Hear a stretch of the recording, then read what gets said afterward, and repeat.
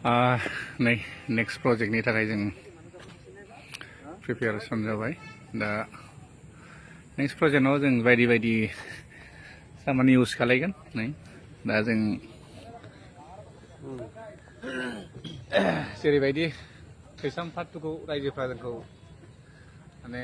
नायनानै हेफाजाब होदोंमोन बेबायदिनो जोंनि 2025 आव ओंखारनो गोनां जिथु मुभि बेयावबो सापर्ट खालायगोन होननानै आं रायजो राजाफोरखौ अननाय आरो सिबिनायखौ बावहरग्रोनानै थाबाय जे आंनि मुभिखौ नायनानै रायजोफ्रा जेरैबायदि अनसायदों फैगोन दा अनसायनायनि थाखायनो आं नै गोदानै प्रजेक्ट बानायनो होननानै आखायाव लादों जों दा नोंथांमोनानो थिग बेबायदिनो जेरैबायदि थैसाम 2 मुभिखौ रायजोफ्रा अनसायनानै आंखौ हेफाजाब होदोंमोन नायनानै हेफाजाब होदोंमोन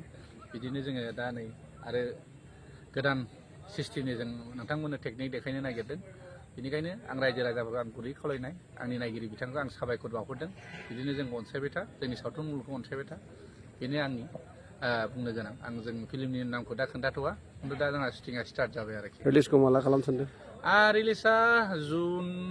जुलाइ माने फैगौ जुलाइआवनो माने हल रिलिज जागोन जोंहा थांनायाव जों जेरैबायदि जोङो 11टा माने 14टा हलाव रिलिज जादोंमोन एबार बांसिन हलावनो रिलिज जागोन आरो दा खोब रायजोफ्राबो गुबुन गुबुन जायगायाव देखायनो हायिनि थाखाय एसे दुखु मोनदों बेनिफ्राय जों नाजागोन आरो नेक्स्टआवबो जोङो बांसिन हलाव देखायनो थाखाय सिस्टेम खालायदों आरोखि गोजोननाय थाबाय रायजोफोरनि नायगिरि बिथांमोननिसिम खुलुमबाय।